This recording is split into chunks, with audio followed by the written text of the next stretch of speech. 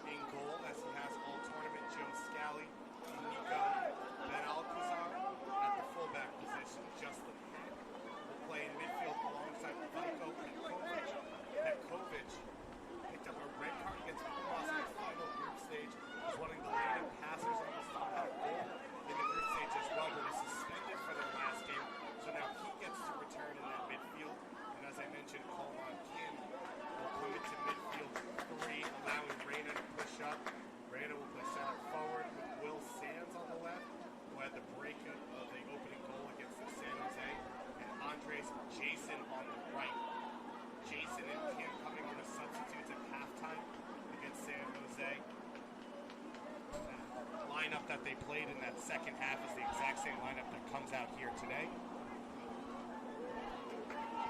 It's going to be important for NYCFC to really have a hold of Garza in midfield, who really ran the game, and also Rodriguez up front. Pushing forward right now is Martinez. One-on-one with Owusu. He gets to the end line. Plenty of time to find a teammate, and Hack is able to clear it away. There'll be a corner kick coming, the first of the game for Tigres.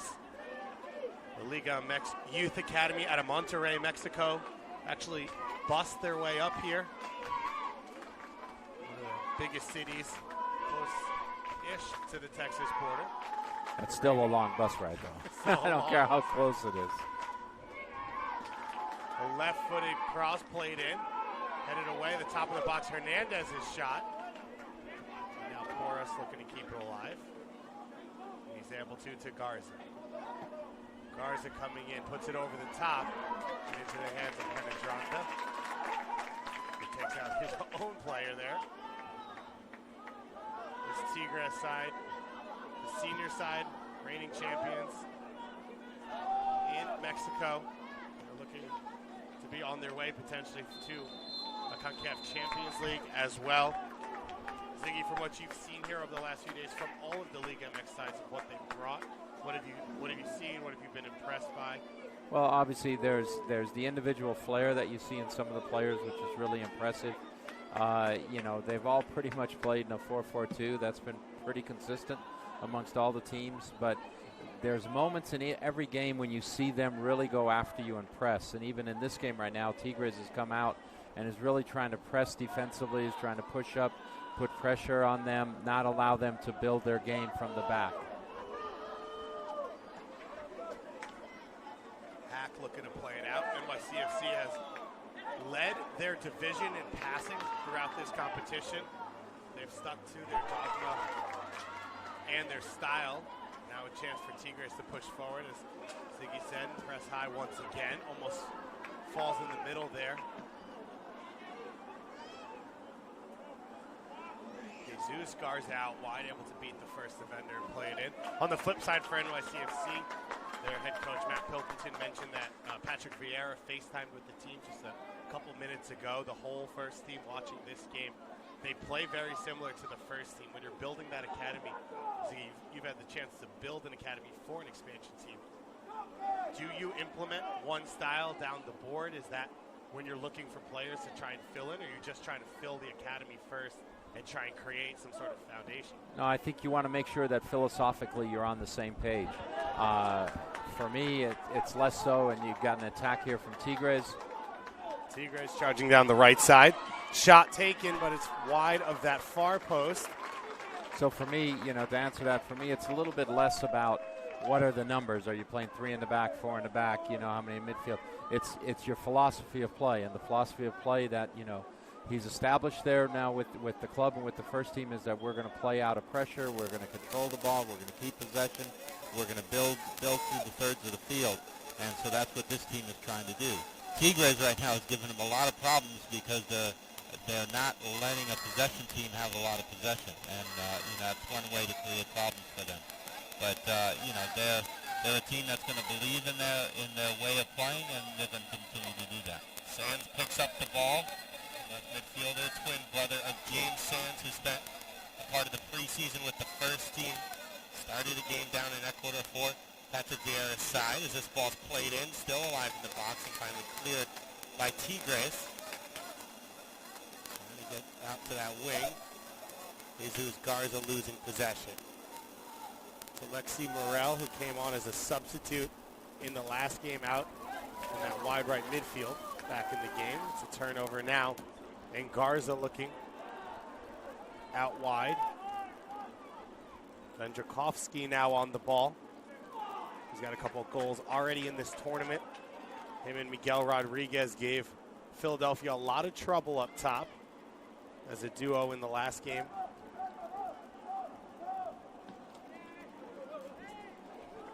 Ball goes out wide for Sands. Sands has been called up to a couple of youth national teams himself already out of Rye, New York. Charging down the middle. No call made, and we go back the other way. This game, as all games we've seen so far in MLSsoccer.com, does have a VAR, a video assistant referee, so every play will be checked. And if a clear and obvious error is found by that VAR, we can recommend a review that our head official can use to go to the tent over at the midfield line on the other side of the field. We saw a number of reviews in the semifinals. This the first of our 2 championship games. River Plate and Flamengo face off in about 2 hours on MLSsoccer.com as well. Just south of 10 minutes played so far here. NYCFC came out with a good look in the opening few seconds. Tigres has had more of the dangerous chances since then, as the blue side of New York still looks to possess the ball and control play. Garza is able to work away from 2 defenders. And then a foul called against Kim. Ziggy, throughout this tournament, Giovanni Reyna has been one of, if not the best players for any MLS Academy team here. Played mainly in central midfield, where he's been able to get on the ball a little bit more, and now he moves into that false 9 role. What does NYCFC need him to do? Well, they need him to hold up play for them, to get the ball into his feet. His strength is not going to be to stretch the defense. His strength is going to be to get balls at his feet. I like early in this game the way Sands has come off the line.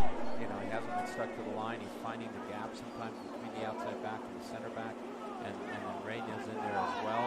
So the 2 of them are causing some confusion. And Sands is moving back and forth, so that's opening up that space. But, I was going to call him Claudio, but Giovanni will definitely create some problems because of his ability to hold on to the ball and connect passes in that final third of the field. I think everyone who's seen him play in this tournament, as he gets on the ball and as we've seen all tournament, calmly works out of space and finds a teammate. They have flashbacks to his dad. Do you remember the first time you saw Claudio? Yeah, definitely. I was involved in the '94 World Cup team, and unfortunately he didn't play in that World Cup because of hamstring injury kept him off that team. But the thing with Claudio, that was so good, and you see it also in Giovanni, is there's such a great calm on the ball. You play him the ball under pressure. There's no panic. He knows how to just buy that little bit of time, that little bit of space that then allows you to make a play. And sometimes it doesn't mean you got to beat the player. It just means you got to buy yourself time and space. And he has that same sort of body spirit where he buys himself time and space. Free kick going in favor of Tigres. Of course, Claudio Reyna, the technical director for NYCFC, may have a situation where his first youth signing is his own son. If this continues on there could be worse problems in this bad. Michael Bradley, Bob Bradley situation coming up. Unless he negotiates the contract too hard. We'll see. His son might need to take an agent. I was going to say. Or his mom can just deal with the other side of it for him. Sleeping on the couch might make it a better contract. Sorry, Claudio. Claudio's been here to watch this side play. He was here for the close of the group stage when they beat Pumas 1-0, even though they went down a man for the final 15 to 20 minutes of that one after the red card to Petkovic, his second yellow of the game. NYCFC beating Philadelphia Union on Friday night 2-0. David Villa showed up for that game, Ziggy, like he has for almost every game since he's gotten here to the United States. The goal about 45, 50 yards away. That was unbelievable. When he got the ball, you saw him take a quick look forward. You really didn't see where Blake was on the TV, but you knew the moment he hit it that he was trying to put it over him, and ended up being a marvelous goal. And amazing against any player, but Andre Blake, probably the best goalkeeper in the league. Just makes it a little bit better. It happens to the best of them. Unfortunately, sometimes that happens. Reyna now charging in. He's able to get behind the defense. His cross goes across the face of goal. No one there to touch it, and it'll roll out, but a first chance to see Reyna really get away in this one. Yeah, a little miscommunication with Sands. Sands thought he was maybe going to cut it back to the 6, so he came out onto the 6, and obviously Giovanni tried to play it across to the far post. And Alcazar, the left back, with the touch on to the feet of Kim. Now Petkovic charging forward. He takes the long strike, and it goes wide. Well done. An important player today for for NYCFC is going to be Hack in midfield, because he's going to have to deal with Garza an awful lot of the time. And that was something that in the last game, Philly really didn't do a good job on Garza. And if he does a good job on Garza, that's going to impact the Tigres game. Justin Hack now, his 5th start in 5 games. Out of the Met Oval Academy in Queens, that 4 or 5 of the players on this team have come out of. The through ball slipped in. Johan Penaranda, the goalkeeper, able to come out and close on that one. Did very well. He read the ball and had to get off his line quickly. NYCFC going to go toe-to-toe with Tigres here. These are 35-minute halves. A 10-minute break in between. If we're still tied, we go to 2 5-minute extra time periods. It was supposed to be longer, but Ziggy doesn't like when teams get in their flow, so he's requested those 5-minute periods, and then we would go to a penalty kick shootout if we had to. We should just make it 2.5-minute periods and have a turn around. Everyone just does a 180 sprint, and then we're finished. Sands here on the wings, been active early on. Velko Petkovic, suspended for the semifinal. He's got 1 goal in their win against Saprissa. This one's headed on for Reyna. Reyna's able to get it across. Looks like offside is called against him. Reyna and Petkovic goals against Saprissa in their 2nd game after a 0-0 tie against Seattle in the opening game. But I like the attitude of Reyna, hitting the shot on goal. You can't score brilliant goals unless you dare to be brilliant. So many times players take the safe route, and that was a tough angle, a little bit of a Van Basten angle on that very memorable goal from long ago. But he tried it, and he was looking for that far corner, unfortunately offsides. Earlier today on one of the other fields, LA Galaxy and FC Dallas's academies faced off. 2 of, I think most people would say, Ziggy, the stronger academies in the Major League Soccer system. And to what you were saying, I had the chance to sit behind the 2 benches, and Brian Kleiben, the head coach for the U17s for LA, consistently his players took risks as the NYCFC continues to charge forward. And now Scally coming up to clean up the play and try and get a cross in before it's pulled back to Petkovic and played into the goalkeeper's hands. But his players continuing to take risks, and it didn't always come off. And it was interesting to see them continue to be supportive of players, even when it didn't work. The idea or the chance and the risk-taking to them seemed to be a big deal. No, you want to support your players when they're going at people 1v1, so they don't feel, oh, I can't do that the next time. Petkovic with a good turn. He's got space to run into, looking for Reyna. It'll go past the Sands. His cross blocked. And now Hernandez trying to clear, and Reyna pokes it out for a throw in deep in the half. But already Velko Petkovic, number 26 in midfield, suspended for the semifinal. A difference maker here in this final on return from that suspension. And going back to the risk-taking a little bit, it's the best thing coaches can do for players at this age is to encourage them when they're in one-on-one situations to go at players, because if they get comfortable with that, if they develop the skills and the technique and the confidence in doing that at this age, then it's something that can carry over as they move forward in their careers. It's always easier to teach them to be a little more conservative when they get older. Right now you want them to be risk takers. Touch there, as we've seen all tournament from Garza. Now Martinez trying to get down the wing, and Owusu's able to guide it out for a throw-in. Although Martinez can't believe it.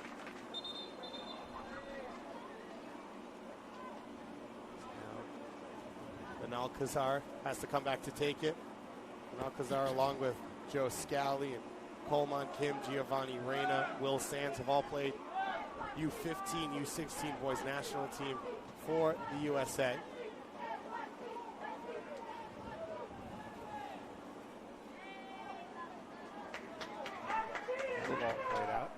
A little bit of an error there, but NYCFC has done a good job at possessing the ball, moving the ball around, changing sides of the field. It's been a good start to the game for them. Tigres will look to work it around the back. We saw Philadelphia come out strong in the opening 10 or so minutes. against Tigres in the last game before Tigres really started to take control of the game. They were able to score off a corner kick from Miguel Rodriguez, who would go on to later score from open play to close the game off. That Rodriguez there with the ball played behind him. Now Petkovic, he's got Hernandez right on his heels. He gets it wide for Sands. Not a lot of numbers. Sands and Reyna really the only two forward. And Sands loses out there 2 points. For the foul called against him. Sands might take a card on this, but the Union came out very well against Tigres and established themselves on the flanks and were very dangerous on the flanks. The difference today is there's some strength on the flanks by New York, but also they're able to connect through the middle and they're able to change that point of attack in a lot more of a fluid manner. So I think that speaks well for them as they continue to move through this game. Sands got lucky there, I think, not taking anything, but he's got to be careful because the next time he'll get one. Referees will have their eyes on him now. That goal in the last game, his first of the tournament. His brother, more of a center back / holding midfielder. Will Sands playing in this tournament at times on the right wing and the left wing as well as up top. And one of the things that seems to have worked for NYCFC, his ability to swap in and out with Reyna, as Reyna plays a false 9 and he plays more of a target winger out there. Hack on the ball, able to get by Andrzejkowski. Keep possession. Reyna in a battle now, and he's able to come away with the ball. He's got a runner down the wing. He gets it to Scally. Scally with the low cross. And it's blocked, and now will be cleared by Hernandez. It'll be Cesar Hernandez, number 341, who will be right on the back of Kim and Reyna whenever he can, as the deep-lying midfielder. It's important when that ball pops out that Hack wins those one-on-one duels more times than not, because if he doesn't, then it puts New York under some problems. About 20 minutes played here, so 15 minutes left in this first half. Veljko Petkovic, suspended for the last game, has slotted in seamlessly, Ziggy, in this one and looked very confident, the number 26 in central midfield behind Kim and just in front of Hack now on the ball.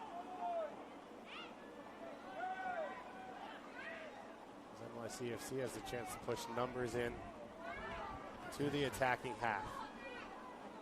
Petkovic surveys the field in no rush. Switches the point of attack to a teammate. Andres Jason now, who learns the throw in on that far right side with Joe Scally. This is very good again from New York because their possession is dragging Tigres into a defensive posture, which means when they win the ball back, it's going to be a little bit harder for them to attack as long as they're pushed up out of the back and make sure they're tight to people. But certainly their possession has really helped them. Benalcazar falling asleep on the ball there for a moment. Jesus Garza closing on him, but not able to steal it off his foot. David Goss and Ziggy Schmidt here for the Premier Division Championship on MLSsoccer.com. These two teams have played 4 games to reach this point. NYCFC coming through in first place in their group on 8 points. Tigres coming through on 7 points.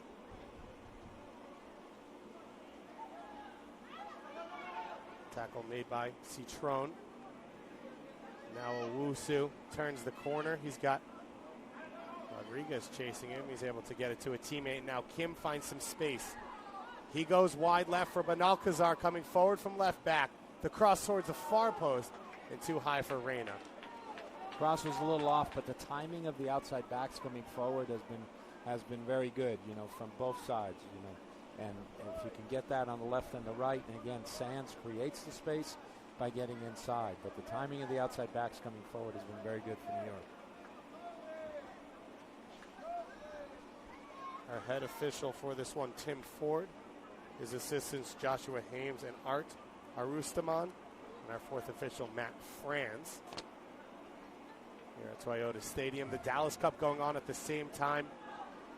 So about 10,000 youth soccer players in this metro area right now for these two competitions. This, the elite competition in the United States for youth players. NYCFC, the last remaining MLS team in the competition, going to win the Premier Division. It's a great place to see a lot of soccer this week. I've seen a lot of soccer, saw a lot of soccer today, and some of the most fun soccer for me was watching the under 12. Yeah. You know, the GA Cup at the under 12 level, and watching some of those players, and again, the 77 games, you know, and the ability to take people on the field and get a lot of touches on the ball is certainly encouraging, and it's it's a lot of fun watching some of the young guys play. So you've been around the youth soccer scene in the U.S. for a little while.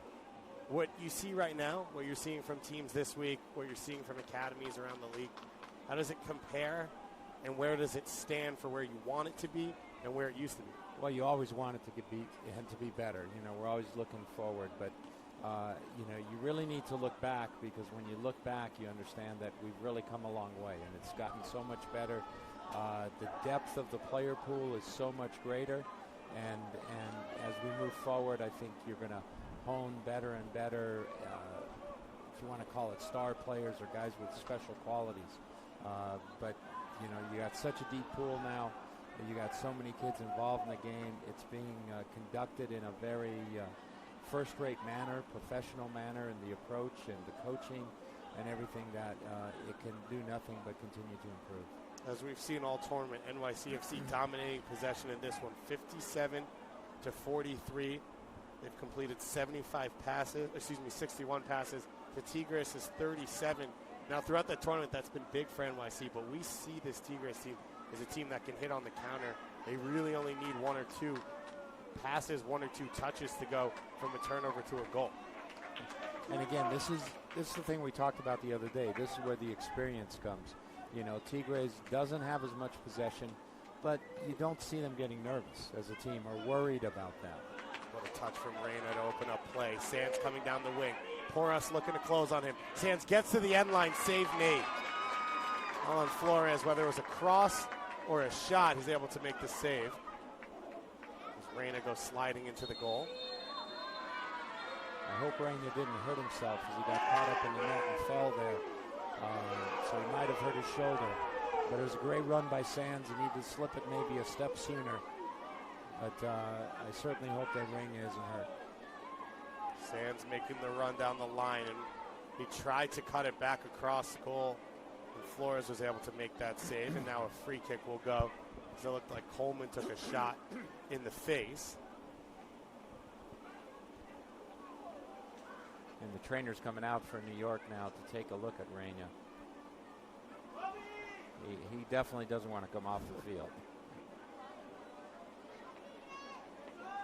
Reyna's been one of the stars of the game, as they're now looking at his shoulder. Ziggy, we talked a little bit about his father. In general, players that you've met, because there's a lot of players here whose parents played professionally, a lot of players whose dads are still coaches in MLS and playing for their own academies. What type of player does that generate? What's the differences for those types of players? Well, obviously they've had a lot of exposure to the game. They've been around the game an awful lot. You know, just like a Michael Bradley was around the game so much because of his father and all of that. But the funny part for me really is, you know, and I've seen sons of players that I coached here as well, is the similarities in the style of their son, you know, and it's from, you know, kids are great imitators. You know, they see you, they see how you hold the ball. You've gone out in the backyard, probably played a little one-on-one with them or kicked the ball around, and they pick up your mannerisms and they pick up your style. So when you see Giovanni play, you see Claudio in that style. You know, as a player played for me at UCLA, Tim Gallegos, you know, his son's 12. I watched him play, and I saw the same cutback move that he used to make. So it really carries with you.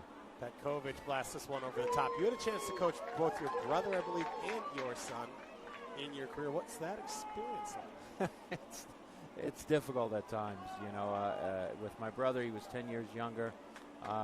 He was a good player. He played up for me when I was coaching youth soccer, and then he played for me at UCLA. But it was a little hair-raising when he came to me at UCLA. I'm like going, what am I going to do? But But luckily, in his first 4 games, he had 2 goals and 2 assists, so it made it a little bit easier. Takes the nepotism complaints away. Exactly. We heard attempts like that with Michael and Bob Bradley before Michael Bradley ended up being captain of the U.S. national team and set the record for American goals in the Eredivisie. I think people always have to remember a coach is only going to do one thing. He's going to try and play players that are going to help him win and try and play the best players. You know, whenever people say that to me, I say to them, what is the coach supposed to do? Is he going to say, well, I'll play some bad players to show you that I can really coach? Right. You know, there's no benefit to a coach, especially at the professional level, to play anybody besides the best player. We've seen Wilmer Cabrera's son lead the line for Houston here. We see Oscar Pareja's son playing, as well as Claudio Reyna's here on the field today. Ferreira's son. Yeah. Ferreira, former MVP of the league. His son's an excellent player as well. Scored a phenomenal goal last night for the U19s as they won their semifinal in the Dallas Cup for a championship. Rodriguez coming back to the ball. Tigres NYCFC here. The final 5 minutes of this first half. Slide tackle made by Scally. New York going back the other way. Jason charging down. He's got Scally wide of him. Now Scally cuts in field. 3 yellow shirts close, and Tigres is able to win possession back before Kim comes flying through. Early cross played. Reyna goes up for it. It takes a touch and goes out. It looks like it'll be a goal kick here for Tigres. A really good attack by New York. Started with Scally's tackle. Made a strong tackle in the back. A great overlapping run. The ball needed maybe a little more pace as it got played out to him because it forced him to slow down. But it was a good-looking attack. New York continuing to control play here. Out shooting Tigres 2-0. And New York's been the better team so far in this game.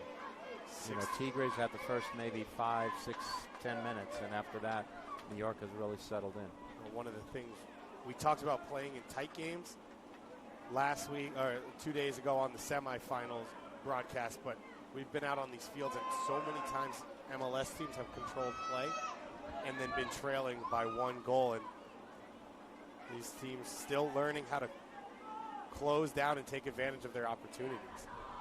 And you can't worry about that. It's a good tackle. You know, you can't worry about it, but dominating possession doesn't necessarily mean you're going to score goals. Rodriguez now in a foot race with Penaranda, and the goalkeeper able to make the play. Penaranda clears it as he collides into Miguel Rodriguez.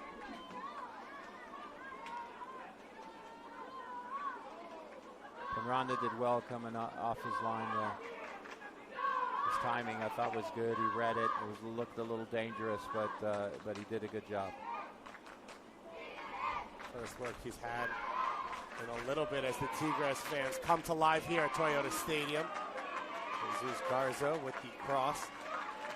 Clipped away at the near post, and they'll go out for a corner kick once again for Tigres. They scored off a corner to open up the game against the Philadelphia Union in the semifinals. New York is another team that's zoning on defense here in corners. There's a few guys matching up, but there's a line of 3 definitely across the 6. So a little bit of a defensive zone for the corner. Played in, it goes up and battles around. It looked like it banged off 2 Tigres players. Kim able to intercept that pass. Now Petkovic trying to launch the counterattack back the other way. Hits it on the ground. A whiff on the ball, and now Sands is in. He plays the left-footed cross in. Cleared away by Tigres on the top of the 6. Bizarre able to follow up play. Sands in a battle deep with the center back. That's the obvious. The free kick will go now in favor of NYCFC. So basically a corner kick coming here for City. Again, Sands did well, you know, being able to protect the ball there in the corner, draw the foul after the cross had gotten blocked.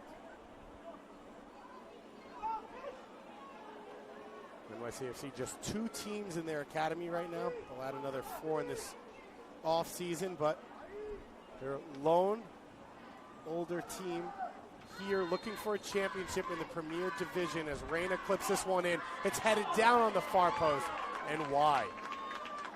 Very unlucky for New York. The goalkeeper got completely, messed up with his steps coming out. He misjudged the ball. Tigres is marking man-to-man, and, Scally got loose at the back post. NYCFC dominating possession, over 60% here in this first half. They've had a few looks, a number of crosses that have gone across the entire box. No one getting a touch to it, but still tied 0-0 in the Premier Division Championship game. We're at Toyota Stadium in Frisco, Texas. FC Dallas, our kind host for this 2017 Generation Adidas Cup. For you fans out there watching, you might be seeing something a little special. What I mean by that is so many countries, when you look at it, sometimes they have a generation or there's a group of players that are all around the same age that seem to be just a cut above, whether it's, Xavi and Iniesta and all those guys coming through together. There's, Portugal when they had Figo and some of his compatriots. And there's quite a few players on this New York team that have a good understanding of the game and play pretty well together. That 4 or 5 man midfield, if you consider Reyna part of that now. Ziggy, we've watched over the course of this week with Hack, Petkovic, Kim, Sands, and Reyna. They've been impressive to watch, their ability on the ball, their calm on the ball. And as I point out to everyone, the youngest team here, the first time they've ever played in a competition like this. They're a youth academy. They brought them to Bolivia for a tournament, to Madrid to play Real Madrid. And you can see a level of poise and, like you said, ability. Exactly. There's confidence that definitely exists within the team. Reyna pushing forward as he turns upfield, trying to get it off for Petkovic. An opportunity to turn and shoot. And the save made by Flores once again. Reyna's down for the second time in this game. We're able to see on a replay that his first injury, remember, he wasn't able to get the cross from Sands. He jumped up to hit the crossbar out of frustration and slipped, falling into the back of the net and injuring his shoulder. Now he's down on the field once again, this time coming from a little bit of contact.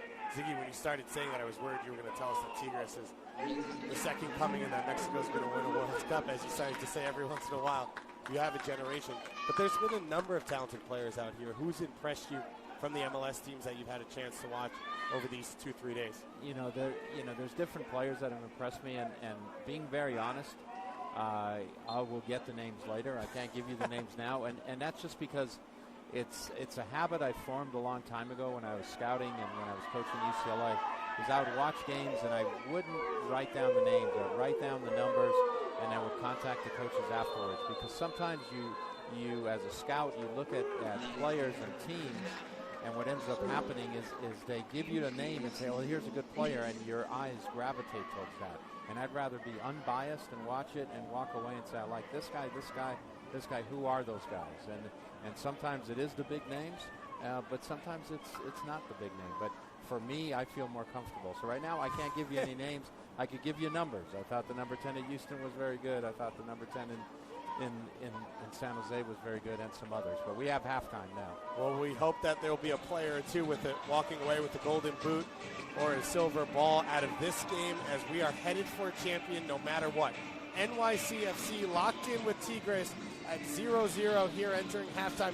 Tigres and NYCFC, they both came out early with quick opportunities, and then it was Will Sands, Giovanni Reyna, Coleman Kim creating opportunities as NYCFC dominates possession throughout this first half, over 60% in their favor. We're still tied at 0-0. The best look maybe of the half. Scally's header goes down and wide of the post. We'll be back in just a moment with all of your second half action here on MLSsoccer.com.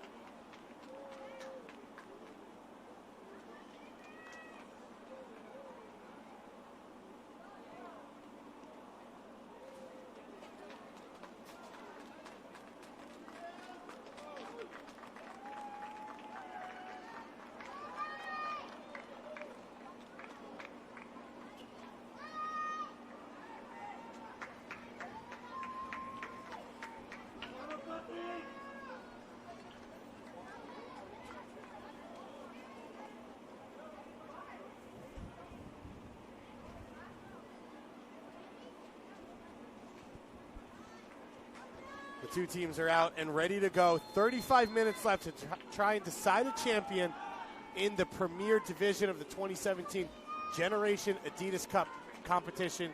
David Goss and the soon-to-be, stationed right here on my right, U.S. Soccer Hall of Famer Ziggy Schmidt out here at Toyota Stadium for this one on MLSsoccer.com. Ziggy, going into the halftime break, we talked a lot about possession.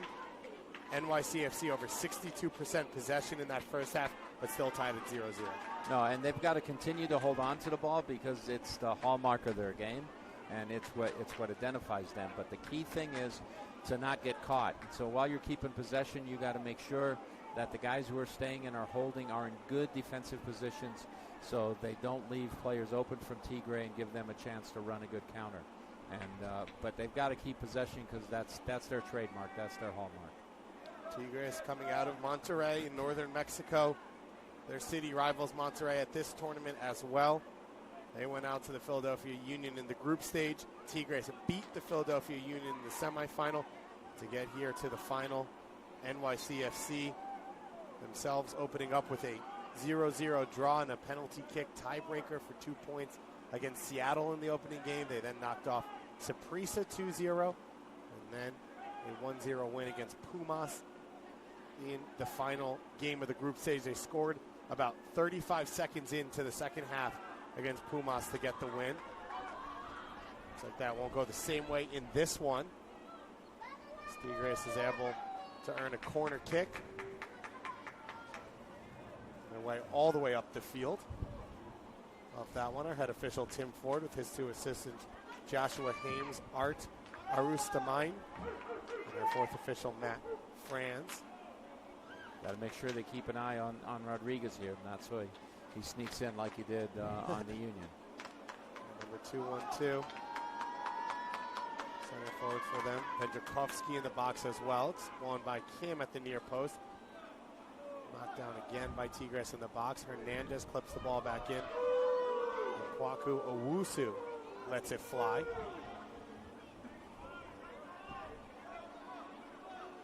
Throw into Tigres. See what types of changes and tweaks the Mexican side's able to make to try and get a little bit more of a foothold in this one in this second half. They're showing how lethal they can be on the counterattack with Miguel Rodriguez and Patrick Vendrikovsky up top, and number 207 Adrian Garza in that midfield, who pulled the strings in their victory against the Union and throughout the first round of this tournament. These first 10 minutes are very important because if you play a lot against Mexican teams, it's all through the levels. They always come out at the start of games and start of halves very strong and very aggressively. Reyna not able to sneak by the last defender. Tigres clears it up the line and it'll go out in favor of the Mexican side. We've got River Plate versus Flamengo coming up in our next game. But a chance to make a little bit of history here for NYCFC. This side in their first ever Generation Adidas Cup competition as this academy just being built for the expansion side. They're looking for a title to put in that hardware case right off the bat. Petkovic goes down now after being kicked. And that's one of those you don't like to see. Did he clip his ankle? That's an easy one to turn your ankle on, and that's never fun for any player. Malko Petkovic suspended from the semifinal after playing incredibly well for this team in the group stage. There'll be a free kick now for New York. New York's midfield has done very well because the three players, their roles are very well defined. You know, Hack is going to stay deeper, be more of the defensive one. Kim is going to do more of the back and forth running, and then you got Petkovic, who's the left footer, is a little more of the playmaker in that. But they balance each other off very well, and they know what they do well, and they stick to it. What about the confidence there from Hack coming back to his own goal, demanding the ball and helping his team play out of the back? That's their MO. They continue to play through the foul. Scally, the one who goes down, in our first card coming of the game, and it looks like Cesar Hernandez picks it up. The defensive midfielder pulled out a little bit for Tigres. Been really impressed with Scally. He's done a really good job defensively, but what I really like about him is his transition from defense to offense. The moment that ball turns over, he's involved. He's part of your attack. He's involved. He's getting forward. He got fouled there, and he's really almost moving in the middle of the field. So he's very good about being an option the moment they win the ball, and his transition is very good. You brought through a young player, DeAndre Yedlin, in Seattle, an aggressive attacking fullback. Got some playing time for you at a young age. Yeah, no, he had it, man. If you have that much speed, you're blessed with that. But we had a pretty good right back at the time. Johansson, who was in the Swedish national team pool, and he gets injured in preseason. DeAndre plays and played really well. We said, well, I think we can save a little bit of money here and go with DeAndre. And obviously, he's done pretty well for himself. Just save some money, make a little bit more on the transfer fee then after he got some playing time in the World Cup. As a coach, I didn't think of it that way. I was just thinking this guy's a good player, and he'll help us. He'll get forward. Scally curls the cross in. Sands battling with Porras on that far side. Now in a foot race. It looks like a shove through the back there from Jimenez. And it'll be another free kick coming. This one deep in the Tigres half for NYCFC. And again, for the fans out there, you'll see the difference in marking. When New York marks in this situation, they zone with usually 3 guys across the line, whether it's the 6 or whether they establish their line. And when you watch Tigres, they've got a couple of players zoning, but they're really going man-to-man. Everybody's finding a mark, and they're trying to run with that player. So, a different philosophy from each coach on how to deal with set pieces. It'll be Reyna once again. We expect him to drive this one across that 6-yard box, most likely here. Reyna's right-footed service low, and Venjakovsky gets to it first and puts it out for a corner kick.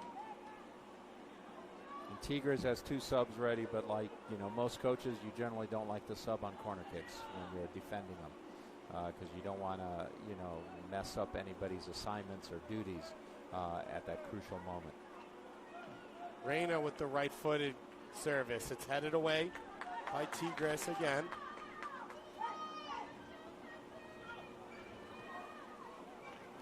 Step up from, looked like Citron. And now Hack on the ball goes wide for Scally. Scally trying to get involved in the attack once again. And another free kick goes in favor of New York. And Tigres not happy with that one.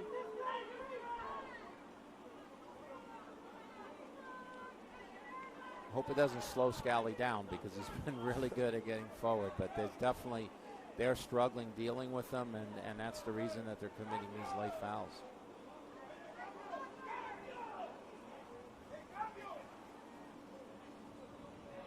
Petkovic will hit this one. He'll probably give it a little bit of an in-swinging bend to it. You see Aram Orozco and Ivan Lopez ready to come on.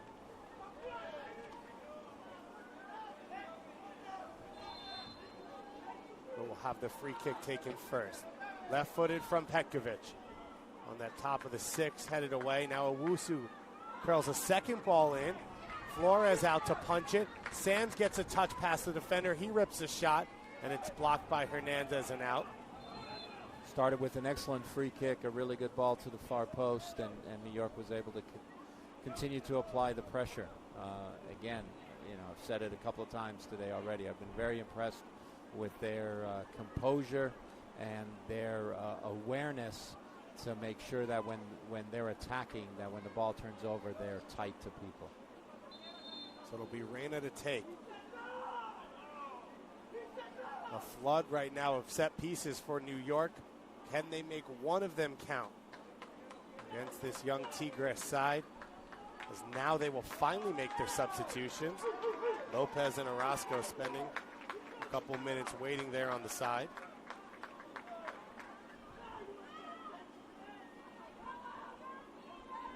Ivan Lopez came off the bench against Philadelphia and was a game changer out on that left wing. So we see those substitutions once again. So Garza's coming off. Didn't have the impact today that he had in the game 2 days ago, and a lot of that is because of Hack doing a good job on him. So Garza and Miguel Rodriguez, the two biggest attacking options against Philadelphia, as Ziggy said, come off in this one. Maybe the coach felt they pulled off all their magic, and they no more magic's left. They wasted it all potentially against Philly and New York. Not being simple to break down. Orozco's got 1 assist so far. Neither of them have a goal. See if they can spark this attack and at least help Tigres solidify their place in this game, as Hack's now going to get the foul go against him, and the Tigres fans like the call as we have our first yellow card on the blue side. NYCFC coming in their light blue home jerseys, going left to right. Tigres in their home yellows with the blue shorts going right to left. In this second half, 35-minute halves. We're still knotted up at the end. We go to 2 5-minute overtime, extra time periods, and then a penalty kick shootout if we need to decide it. These two teams have played. So there's a couple goals out there. No, I mean, there's definitely should be goals out there, but it's also each team is very confident defending-wise. They're not panicked, so that could also lead to a game that the goals don't happen. The composure that each team is playing with. Plays the ball back. And talking about confidence, one of the things NYCFC's head coaches and academy directors spoke to me specifically about coming into the last round was the international trips they've taken. They went down to Bolivia, played in the tournament, as I said. They went out and they played in a Real Madrid tournament in which they got to a final after beating Real and AC Milan and a Spanish national team, losing to Atletico Madrid in that final.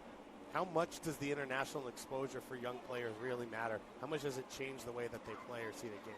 Well, it helps you. Anytime you get experiences in those kind of games, you're going to improve as a player. You're going to feel more confident the next time you're in that situation. Because it also brings your team together, and you mature because believe me, when you're going down to Bolivia, you're not staying in a 5-star hotel, and so you've got to take care of things. Whoops! A mistake here from Owusu. Tigres is back in. Penadronda does well not to get called for the foul, and the ball dribbled over the line there by Vendrakovsky. Goalkeeper did well by not committing himself and making sure that he stayed on the field, and we over-dribbled. But going back to what we were talking about, so making those trips to Bolivia and places like that, I think are good for the players and are good for their maturity as well off the field. And a lot of times you come back and you are a lot more appreciative of what you have, but you also learn how important football is to those players and how hard they work at it, because it's the way out for a lot of kids down there. This NYCFC team, a combination of a number of different players from different backgrounds across the tri-state area, from the suburbs into the deep parts of New York City. As Citron now holds off the man Penadronda with the slide tackle made. And Benalcazar finally clears. Now Sands coming back and picks up the ball.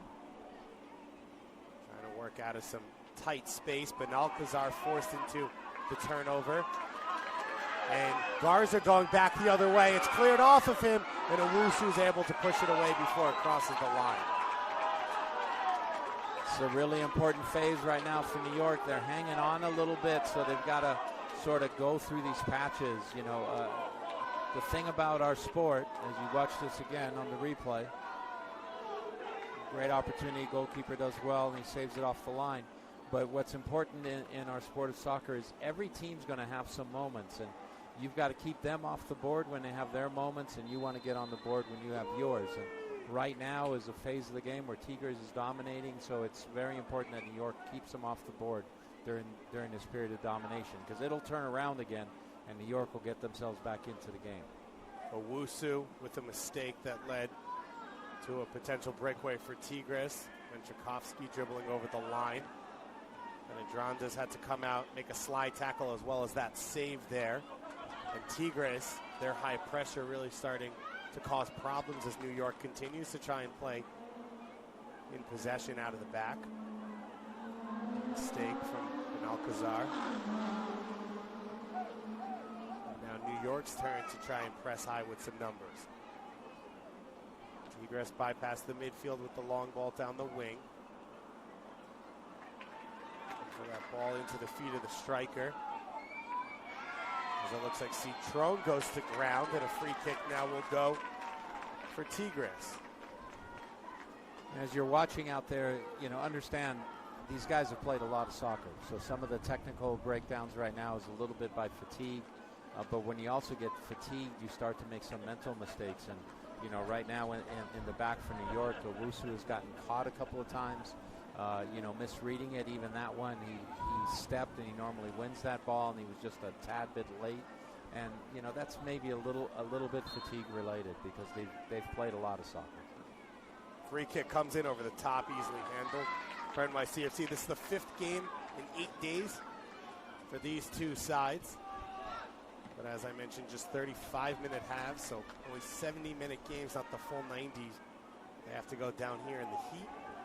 Frisco, Texas. But that's still, if my math's right, that's still 350 minutes in a week. That's a lot. It's a lot of soccer as these two teams try and rotate as much as they can, but both sides were in must-win games to close out the group stage. Really have a lot of leeway. Reyna back to help defend for his side. Scally's able to get ball back for New York. Now Reyna turns to look upfield. His first touch in a couple minutes. Pushes it middle for Petkovic. Petkovic filling in down the left wing. Gets it to Sands. Sands trying to find the feet of Jason. It looks like a substitute's getting ready for NYCFC. It might be Alexi Morel coming at the wings as Flores punches that one to the top of the box. Citron on the ball to the fullback, Scally. One of the things we saw that was a big issue for Philadelphia, Ziggy, was dealing with 2 center forwards rather than one in a 4-4-2. What have you seen from New York throughout these 50 or so minutes? New York has done much better at it because both center backs, Citron and Owusu, have been willing to step up and get themselves into one-on-one matchups. The other thing that's made it easier for the 2 center backs is that the attacking players from New York, when they lose the ball up there, have put some pressure right away on Tigres and not given them the time to pick and choose passes as easily. Andranda waiting for that one to come into his box. It will be Alexi Morel to substitute in for New York.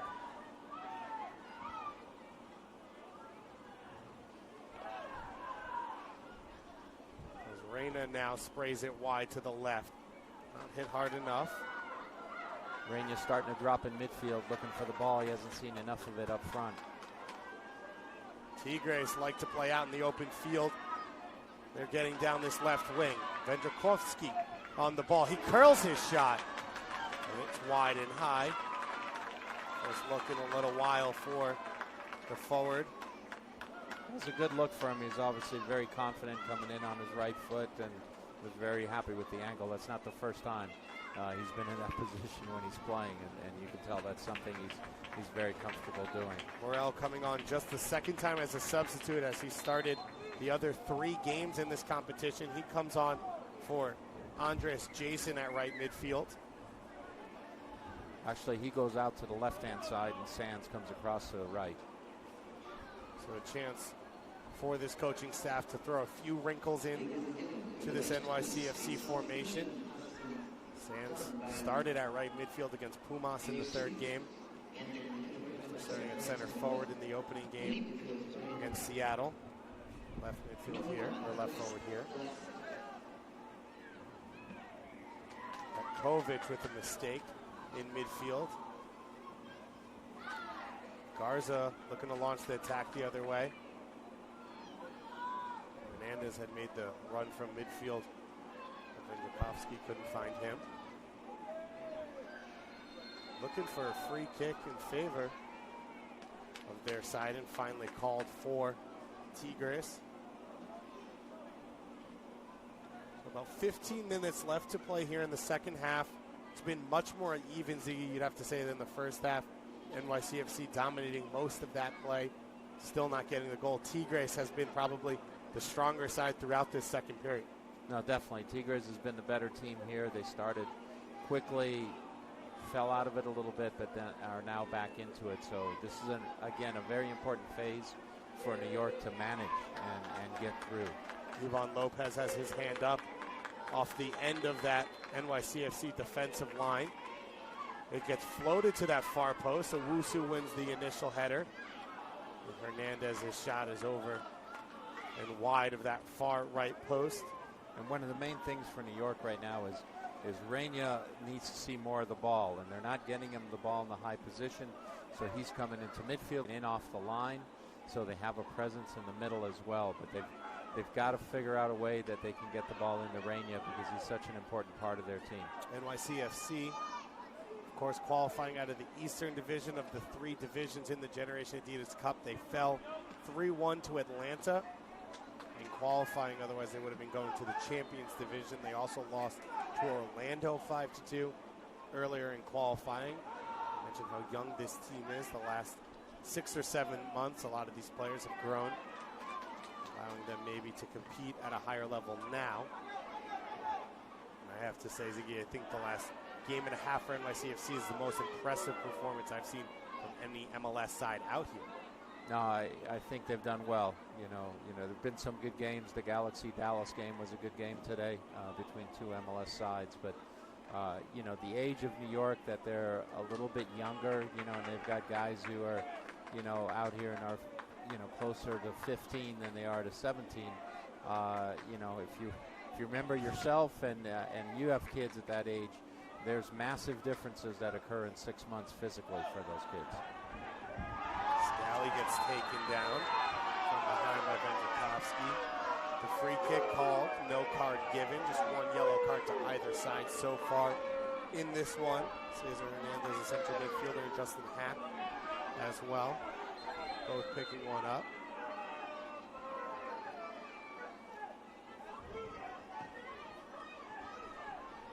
NYCFC, just 2 teams in their academy so far. The under-12s and the under-17s. The under-12s, 3rd place in the U12 competition here at the Generation Adidas Cup that Ziggy was talking about in that first half. That was won by Malaga over Villarreal. And now this team in the Premier Division Championship. Not bad for their first run at a G8 Cup, a 3rd place in U12s, and a 1st or 2nd place coming in the Premier Division champion. That was very well done. You know, obviously with them just starting to develop their academy. Morel now goes down the wing. Benalcazar makes the run. And his cross handled simply at the near post by Flores. Ziggy, from when you started the Crew Academy to when you started the Seattle Academy, how much changed in that time? I mean, a lot changed because, again, you know, when you look at the differences, even though it was only, you know, 4 years between the two academies starting, I mean, it was still something where there, you know, more players are involved. You know, the development league had come along. You were now, you know, players were playing; they weren't paying to play. You know, so there's all those differences that went into it and allowed you to get exposure to a lot more players. Petkovic's cross goes over the head of Reina and just past Sands. He's able to run it down and get it to Scally. Scally slips the ball in for Kim. Coleman Kim coming back from an injury. Did not start any games so far in this competition, but he's gotten more and more minutes as it's gone along. A USU 15 player who now back in the starting lineup allows Reina to go up top. Hack picking up the ball off the quickly taken free kick as he drops in between the center backs, allowing those fullbacks to push up the field. Back on the ball once again, now to Owusu. NYCFC trying to find some gaps in this Tigres team as they defend with 10.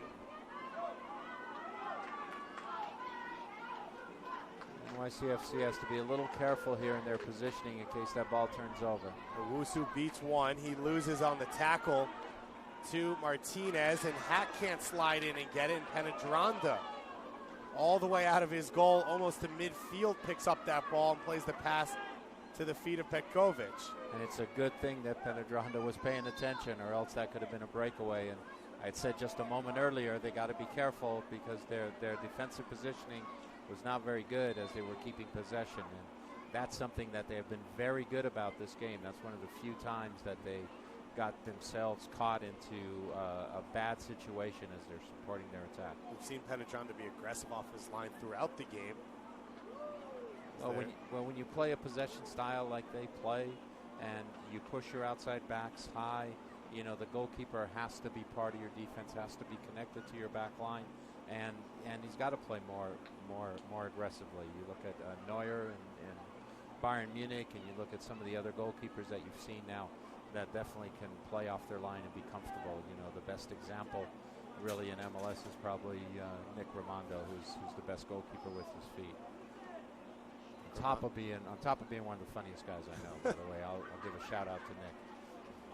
They've had a forgetful moment in Minnesota 2 weeks ago, but besides that, he has been the best goalkeeper with his feet. But see, you said the key phrase. It was a forgetful moment, and he has forgotten about it. And it's like a good goal scorer. A good goal scorer has amnesia, so he doesn't remember the ones he missed. Nick is so good with the ball, you know, he messed that one up, but he doesn't remember it, so he's very confident again the next time he gets that chance. So you're right. It's one that he's not already forgotten. One that allowed Minnesota to get their first ever victory. One of the two expansion teams this year in Major League Soccer.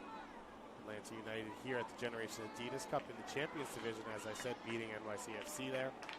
Atlanta United on the way, like NYCFC, taking their time to build up their academy before entering these top-level competitions. There'll be a corner kick coming. Omar Doria is getting ready to come on for Tigres, but he'll have to wait after this corner kick. And into the top of the box, it's won by Citron. The second shot from Lopez, still alive for Tigres to save made, and out for a corner kick. The center back, Cesar Jimenez, all the way up for the corner kick. He settled and shot from inside the 6. But Ziggy NYCFC able to hold on right now, still at 0-0. Definitely, and Penaranda starting to make a case for being man of the match here with some of the plays he's coming up with, reading the play off the line. We talked about earlier here, doing a good job of closing space and staying big, and forcing the shot to go off his body. Penaranda has made 4 or 5 saves here in this second half to keep his team in it. Another corner kick coming. Hack gets beat to it at the near post, and it goes wide, fortunately for this Tigres side. And now's a good time for New York to take a little bit of a breather, slow things down a little bit, get their confidence back and their rhythm back. CFC going up the left side, the substitute Morel, one-on-one with Poras. Back pass there. Passes fullback, allowing Tigres back on the ball.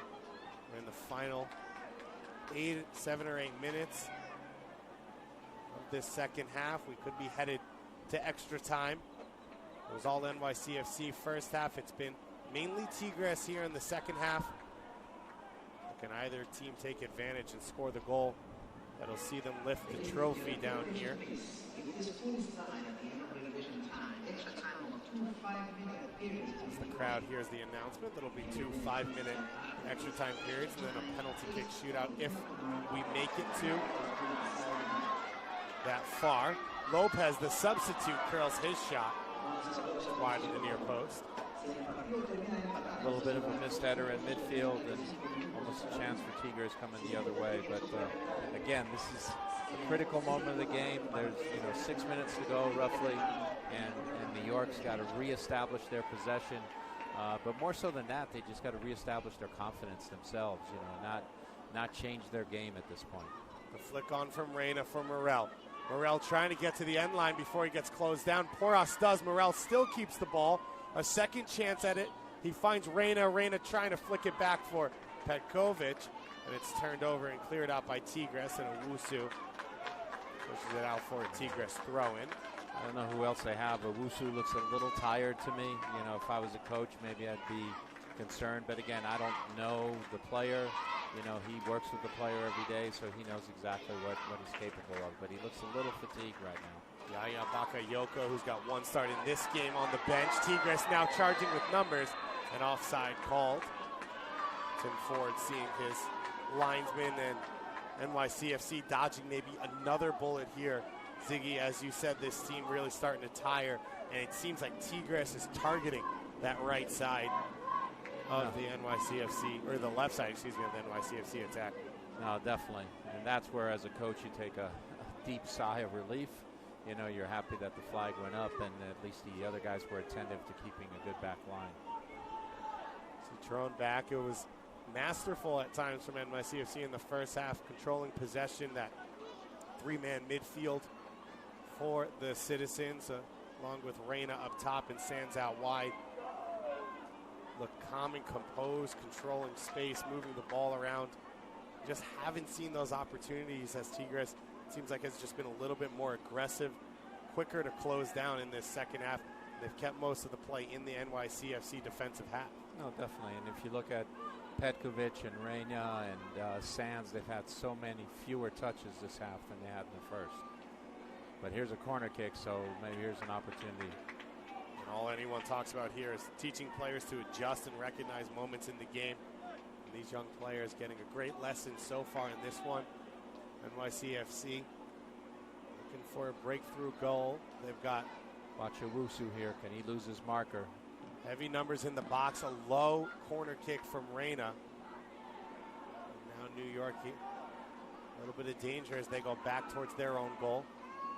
Petkovic colliding with Hernandez. He doesn't have a card yet. It seems like he'll avoid it for a little bit longer.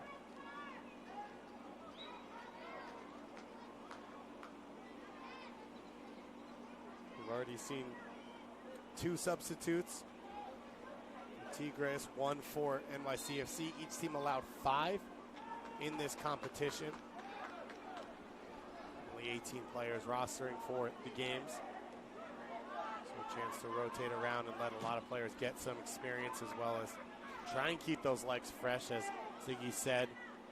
A number of heavy minutes in a short time.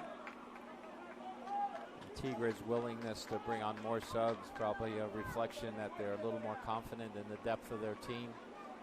Adding those fresh legs at this stage of the tournament can make a big difference. It'll be Omar Doria to come on. He was ready about 7-8 minutes ago, but then got pulled back by his coaching staff. Owusu coming out, he's able to win the first tackle, and a free kick will go against him. He's not happy with the call at all. And he didn't put a foot wrong in the first half, Ziggy, as his second half has lagged along. It's been a little bit tougher for him, but yet his team still tied 0-0. A few minutes left here in stoppage time. If you're an NYCFC player or coach, are you pushing for that win, or are you trying to keep things safe maybe? Well, I don't know. Right now, you know, the game takes on its own personality. And so the personality of the game right now is definitely in Tigres' favor.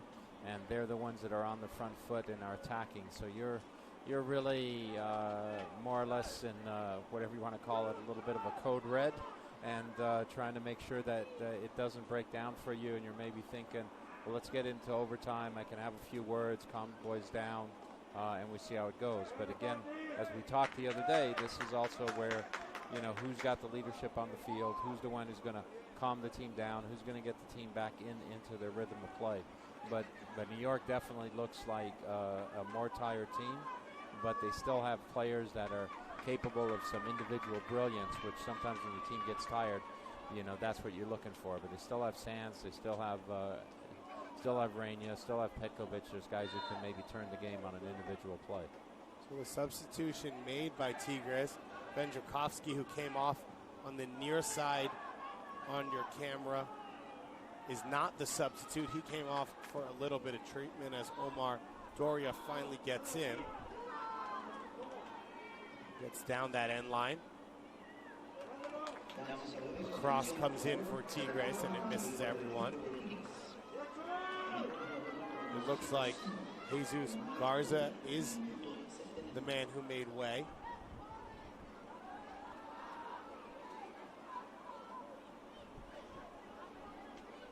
So Garza, who was an early sub in the semifinal, as well as Adrian Garza, now both off the field.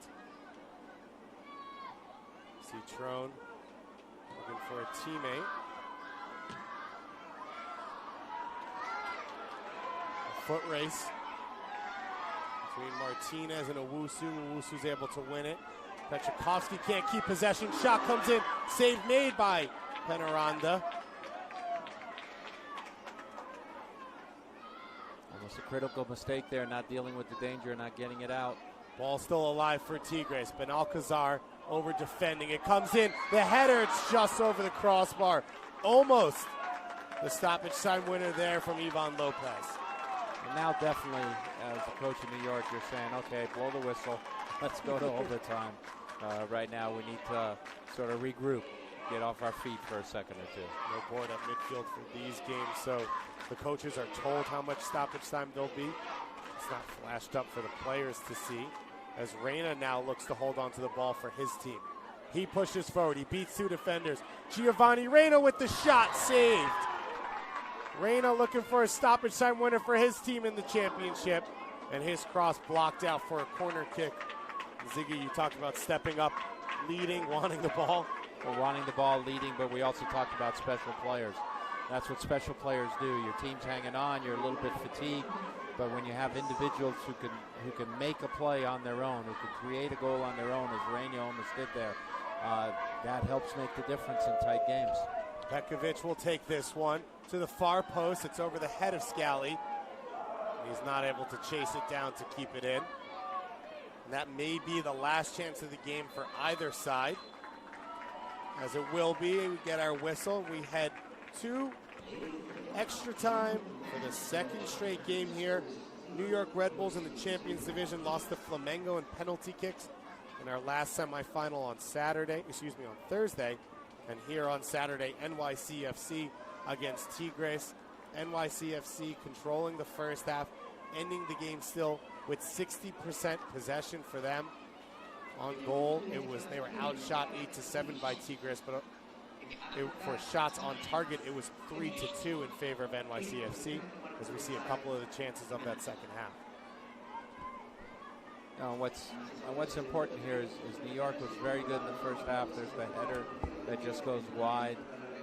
Here's the chance by Reyna that he almost creates for himself, individually beating 2-3 players, creating space for a shot, and then a resulting corner kick for his team. But even though New York dominated the first half, and you could sit there and say, well, they were less impressive in the second half, but for me they were equally impressive in the fact that they were a fatigue team, they're a young team, and they managed to bend and not break. And that's part of learning as well. That's what makes good teams a lot of times. When you're not at your best, can you still not give up key goals or get beaten at key moments? Because at some point you'll find your game again, and then you can take advantage of it. And so New York was not at their best in the second half, but they bent, but they didn't break, and that to me was impressive from such a young team. For the two coaches coming out now, Ziggy, in this little huddle, what are they saying to their teams? How are they trying to take these first 5 minutes of extra time? Well, they're each different. I think at this stage, Tigres is saying, hey, continue to do what we're doing. We're putting them on their back foot. We're getting the pressure. We're getting in behind. Maybe attacking a little more of our right side, going at New York's left side has been successful. If you're the New York coach, you're saying, boys, it's all right. Don't worry about it. We'll get back into your rhythm. I know we're a little bit tired. Make your decisions a little bit sooner. Be a little more simple sometimes, but make sure that you stay organized, that you're disciplined, that you get up and pressure. But mainly, it's all right, guys. We're in this game. We're here. You're trying to build their confidence. Both these sides have match winners that can create something out of nothing. We saw Reyna there in those final moments. We've seen the high pressure from Vendrakovsky, Ivan Lopez. The substitute out on the wing for Tigres has been a bright spot as well here in this second half, as Tigres outplayed NYCFC after getting worked at times throughout that first half.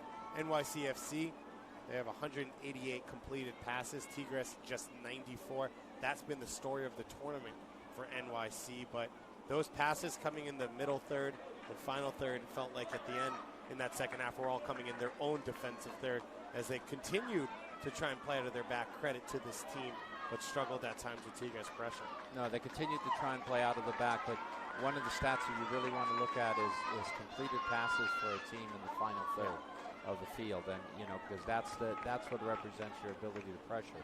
So they have a philosophy that Patrick's established within the club of trying to play through the zones, and they continue to try and do that.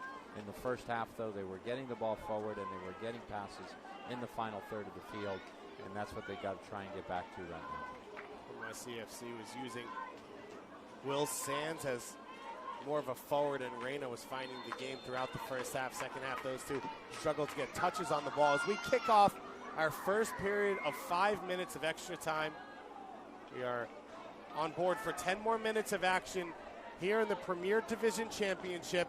NYCFC and Tigres both looking for a title to close out a week's worth of play here in Frisco, Texas. Dangerous across the box for New York. We're able to get it out. Now Morel charging up the line. He looks for the feet of Reyna. Reyna has got the beat on his defender. He's going to get to the end line here.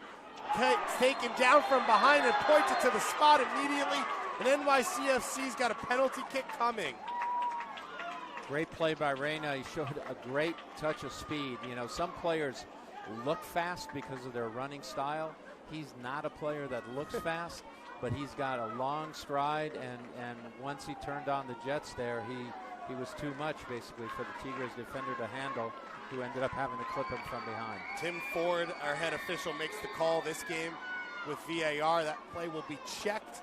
If necessary, the VAR will recommend a review. Salvatore Ricci earned a penalty kick in the last game against San Jose. He took it and missed it, and now Reyna gets a chance after earning the penalty kick to put his team ahead 1-0. And some coaches don't like the player that was fouled to hit the kick. I really think it's an individual thing.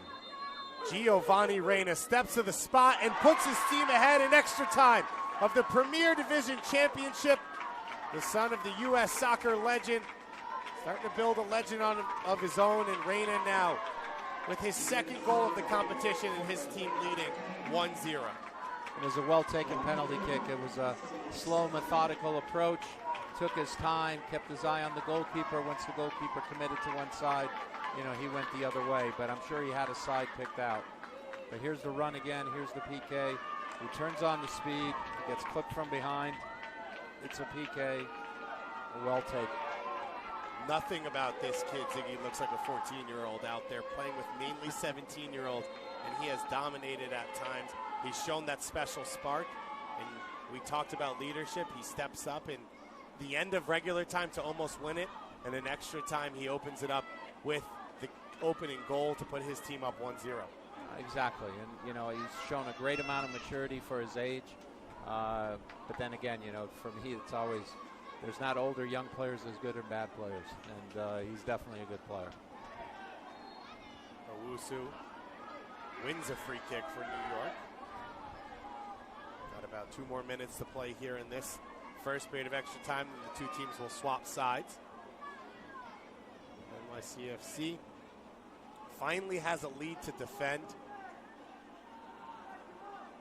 Point out that they've yet to concede a goal in this competition. Tied 0-0 with Seattle. They beat Saprissa 2-0. They beat Pumas 1-0 and San Jose 2-0. Currently leading 1-0 against Tigres. Tigres will have to push, of course, in this one as they don't have much time left. Definitely the pressure's on Tigres now. They've got to step up. They've got to pressure. They've got to make New York play a little bit quicker. They've got to force turnovers, hopefully in their attacking or New York's defending part of the field to get a chance. But the pressure now is on Tigres. It's a little bit easier for New York. Reyna looking to get on the ball once again. He wins it back for Sands. Sands trying to work out of space, and Hack Off his first touch, we'll switch the field to Morel.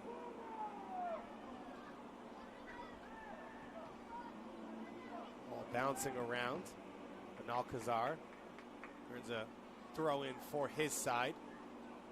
NYCFC in just their first year in competition here at the Generation Adidas Cup in their third year of existence in Major League Soccer. Just missing out on qualifying for the Champions Division. And now sitting about 6 minutes away from a title here in the Premier Division.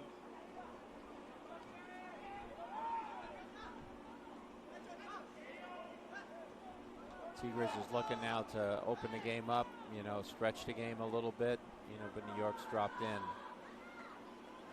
Alcazar stepping forward and making that tackle out there on Martinez. Tigres has made 3 substitutions already. They've got 2 more if they want to, as we've entered stoppage time of extra time. Cross played in, it's deflected. Owusu with the acrobatic clearance. Now Alcazar following it up.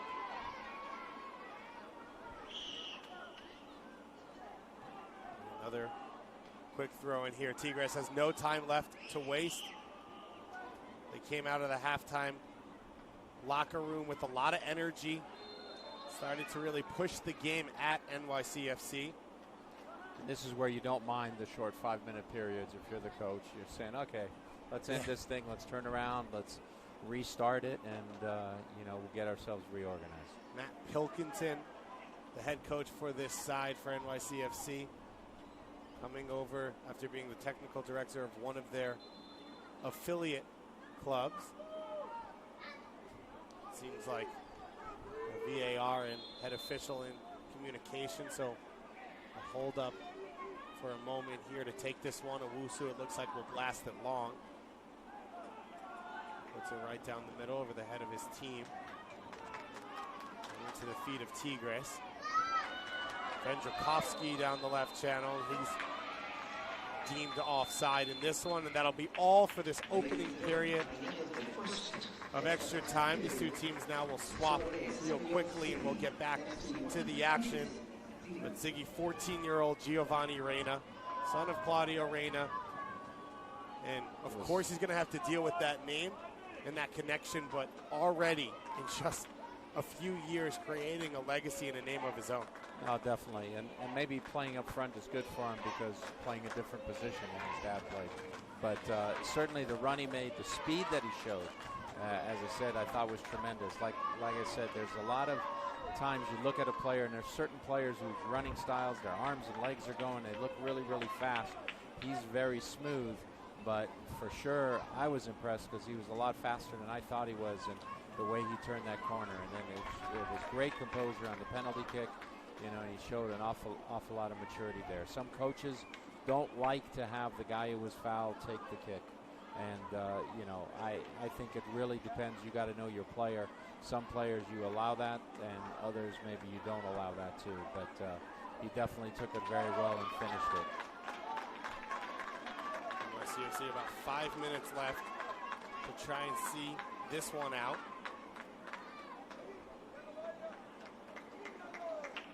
Looks like another substitution coming. Yeltsin Julio will come on for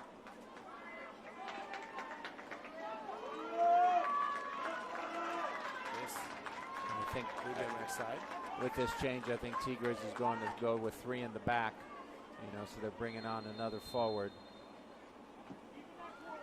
Julio played some heavy minutes so far in this tournament. Started 2 games. This is his second appearance as a substitute. Morel's able to get back on the field, get on the ball. They can't keep it in possession.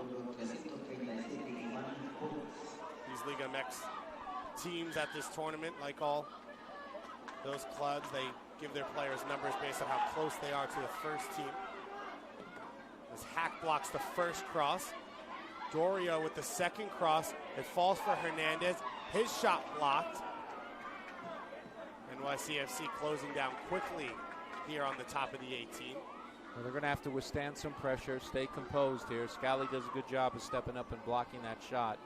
But it's really important not to lose your composure in these minutes now. not to lose your marks. And when you get a free kick, you take your time a little bit. It's something we've discussed heavily over this week, Ziggy, learning how to play in 1-0 games, learning how to manage the minutes. This NYCFC team has to see how to win. It's manage the minutes, and it's being comfortable. If you're comfortable in those situations, you don't get nervous. When you don't get nervous, you don't make silly errors.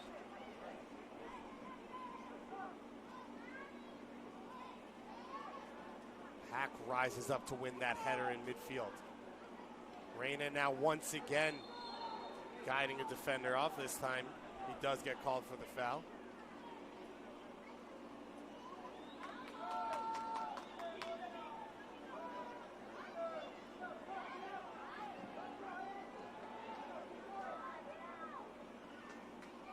Tigres is going to be a little more direct at this stage of the game. They're going to go a little more straightforward, trying to get the ball to their forwards.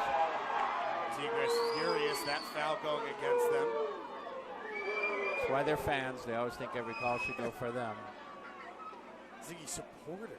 They're Supporters. supporters, not fans. They're supporters. Okay, they're supporters. They want every call to go their way. It's the Doesn't same. matter either way. Doesn't matter what you call them. They want the foul. Great support here in Dallas for a number of teams, especially the home side FC Dallas, as they beat Real Madrid in their final group stage game in front of a large crowd. Tigres push that ball along, Ziggy. It's always really cool to watch when the first team comes down and really knows these young players and comes out and supports them. We see that here in Dallas and with a number of the clubs around the league. No, it's really important to establish that connection between your first team and your academy, and you not only establish it with your coaches, you also establish it with your players. Hack pushes it wide. Another good ball from him on his first touch. Reyna now down the end line. Once again gets behind the defense and earns a corner kick this time instead of a penalty kick. But he did well holding the ball. Takes a little more time off the clock. Good time to maybe play a short corner here. Kill a little bit more time. Giovanni Reyna over to the corner. He's got 2 goals in this competition. One a direct free kick against Saprissa, the other one a penalty kick that he earned and then finished just minutes ago in the 73rd minute of our first period of extra time to give his team the lead. What could be the final one they need here at this tournament to come away with a title. Morel gets to the end line and his cross can't find a teammate. NYCFC keeps their numbers back a little bit. We enter the final minute of regular time, of extra time. Don't expect too much stoppage time right now. That ball went out of bounds, so it'll be a throw in for Tigres on the far side. With a foot there of Julio. At this stage of the game, sometimes getting it out is not the worst decision. Bekovic goes to ground. Ball floated into the box. Penaranda goes up. Maybe the player of the game for NYC. He makes that save. You're not going to give it to the goal scorer? Come on. It's up to you, Ziggy. You tell me. It could be both. I think Penaranda's been very, very good today. You know, and he's, I don't know how hard that hit was, but he's certainly milking it for a little bit of time. And again, that's not the worst thing. I mean, when you play foreign teams, that's one of the things that they do very, very well, and that we have to become better at. You got to stay within the rules of the game, and not abuse them to an extreme. But it's up to the referee to keep you within those parameters. Speaking of foreign teams, River played 36 championships in Argentina. Their U17's coming up to play in the final against Flamengo, the most popular team in Brazil with over 39 million official fans. We'll have that one for you here on MLSsoccer.com as well. They look to win the Champions Division title, and it looks like NYCFC may be on their way to the Premier Division title. It definitely looks like, you know, they've just got to manage a little bit. There's a substitution up on the line, which is another way to kill a few seconds that coaches use at the end of the game when they have a lead. And he's called the end of the game. New York winning it What a tremendous moment for them. They definitely deserved it based on their youth and their composure. I was really impressed with them. NYCFC in their first year of competition in MLS's premier youth tournament, the Generation Adidas Cup. They win the Premier Division title. They finish the tournament at 4-0-1. And they roll through the championship playoffs with a win against San Jose in the semifinals 2-0 and a win in extra time against NYCFC 1-0 here in the second leg. What a moment for these young players. The youngest team in the tournament, and this the winner, Giovanni Reyna, starting to make his name in U.S. soccer himself. He draws the penalty kick after almost winning it at the end of regular time, and then calmly Ziggy puts it away and gives his team the title. He finishes the penalty with a real composure, and again, I was impressed with NYCFC because of the fact that, they dominated the first half. They showed, that they can play some very, very good football, and they moved the ball around, and they did a good job. In the second half, as Tigres dominated the game and came into it, they showed a resiliency and an ability to not panic and realize that, okay, we're being dominated right now, but that's not the end of the world, which is something teams have to learn. They got themselves into the game, and then, as I said, when you have special players, and Reyna looks like he might be one of those special players, they make special plays, and he came up with a special play and drew the penalty kick, and then they composed themselves and got through the overtime. So it was a good performance, not just in the individual abilities, but a good performance in how the team managed their way through this game. NYCFC just in their first year. They still only have two teams. Their U12s running on to meet the U17s. Their U12s team, the only other team here at the Generation Adidas Cup, coming in third place in their competition, and NYCFC coming in first place. Giovanni Reyna already a couple of goals for the U.S. youth national teams. He's played with the U14s, 15s, and 17s, and we look forward to so much more from him. Ziggy, from an overall point of view, from what you've seen over this week, almost every MLS academy here bringing in a few international players, a U17 tournament, as well as a U12 tournament. What are your big takeaways? Well, the big takeaway is that this is a really special event. It's a tremendous event, and if you're a soccer fan and you're not doing anything on the week before Easter, this is a great place to come and spend a few days and watch good soccer and watch young players. And for me, that's always been something I'd love doing, because sometimes you can identify them, and as a fan, you come out here and maybe watch a young team, watch FC Dallas, watch the Galaxy, watch NYCFC, and say, hey, that guy and that guy, I wonder where they're going to be in 5 years, and follow their career a little bit and see if you were right, see if you were wrong. Test yourself, in the scouting side of it. But it's a tremendous tournament, tremendous atmosphere. Our academies continue to get stronger.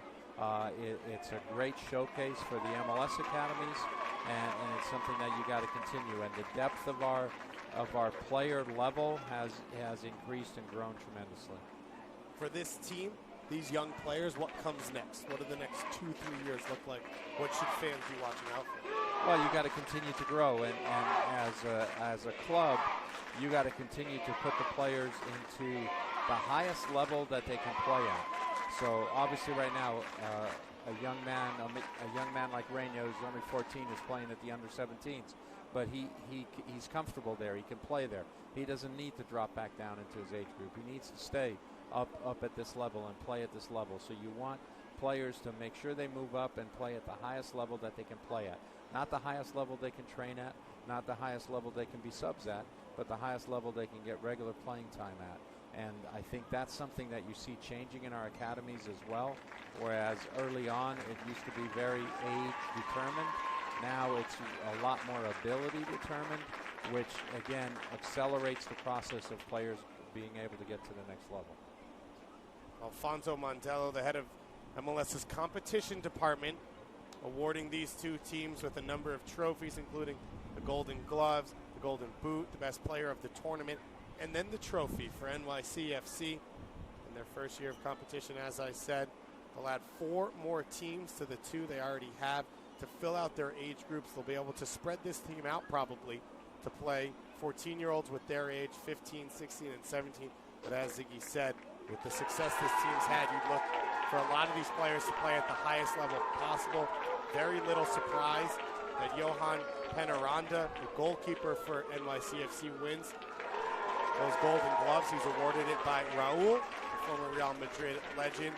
Here at Toyota Stadium, we've got Flamengo versus River Plate coming up in a couple minutes for the Champions Division final as the Brazilian side faces off against the Argentine side, a rivalry that we always enjoy to watch, and these teams get that last few confirmations, and it looks like Giovanni Reina has won the player of the tournament. Very little surprise there, Ziggy. An excitement for NYCFC fans, but also for U.S. soccer fans. No, and what a great thrill. What a great thrill for him to get up there, receive it from a player like Raul, who's a legend. And, you know, it's a picture that you're going to try and get and hang up on your wall. It's going to be a tremendous memory. So NYCFC are crowned the champions of the Premier Division of the 2017 Generation Adidas Cup. In their first year of competition, NYCFC take the trophy. We'll be back here on MLSsoccer.com in just a few moments, and thank you to Ziggy Schmidt for spending a few minutes with us. Thank you.